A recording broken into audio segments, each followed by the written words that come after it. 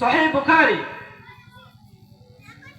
বুখারী শরীফের 5105 নম্বর 5090 নম্বর হাদিসের ভিতরে আল্লাহ রাসূল সাল্লাল্লাহু আলাইহি ওয়াসাল্লাম বলেন وعن ابي هريره رضي الله تعالى عنه ان رسول الله صلى الله عليه وسلم تنكح المرأة لأربعين: لمالها ولحسبها ولجمالها ولدينها فاظفر بذات الدين تربت يداك। হযরত আবু হুরায়রা রাদিয়াল্লাহু তাআলা আনহু থেকে বর্ণিত আল্লাহ রাসূল সাল্লাল্লাহু আলাইহি ওয়াসাল্লাম বলেন, সাধারণত মানুষ চারটা গুণ দেখে একটা মেয়েকে বিবাহ করে। একটা মেয়েকে চারটা গুণ দেখে বিবাহ করে। কয়টা গুণ বলেন তো দেখি? কয়টা? একটা গুণ দেখে, চারটা গুণ দেখে একটা মেয়েকে বিবাহ করা হয়। এক নম্বর লিমালিহা, ও মেয়ের ধন সম্পদ দেখে, অর্থ সম্পদ দেখে। দুই নম্বর গুণ হলো ওয়ালিহাসাবিহা, ওই মেয়ের বংশ দেখে, বংশ মর্যাদা দেখে।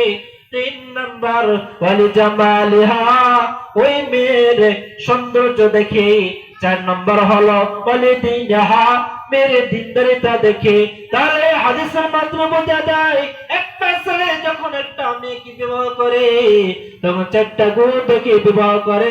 এক নম্বর ধন সম্পদ, দুই নম্বর বংশ মর্যাদা, তিন নম্বর হলো সৌন্দর্য, মেয়ের রূপ সৌন্দর্য দেখে।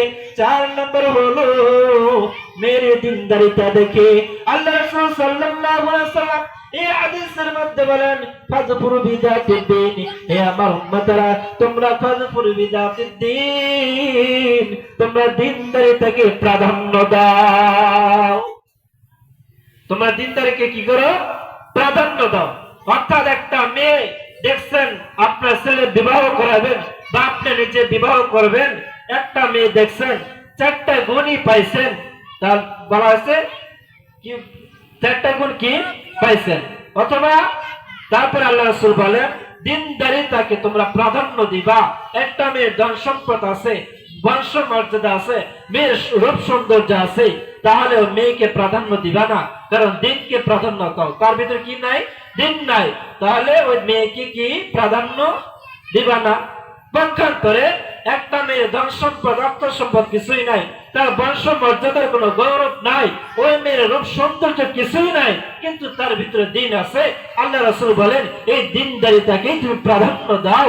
যদি তুমি প্রাধান্য দাও, যদি তুমি দিনদারিতাকে প্রাধান্য না দাও, তাহলে আল্লাহ রাসূল বলেন তারিবাত ইয়াদাকা, তাহলে তোমার হাত ধুলেই ধূসরিত হবে। নাউযুবিল্লাহ বলেন। অর্থাৎ যদি তুমি দিনদারিতাকে প্রাধান্য না দাও, তাহলে তুমি ক্ষতিগ্রস্ত হবে। তুমি কি হবে? ক্ষতিগ্রস্ত হবে। সন্তান মা বাবার কাছে একটা কয়টা হয়? প্রথম নম্বর হয় কি চাই? মা বাবার কাছে কি চাই? একটা ভালো মা চাই। কি চাই? সন্তান বাবার কাছে কি চাই? একটা ভালো মা চাই। ভালো মা হলেই কি ভালো সন্তান জন্ম হয়। শুধু তাই নয়,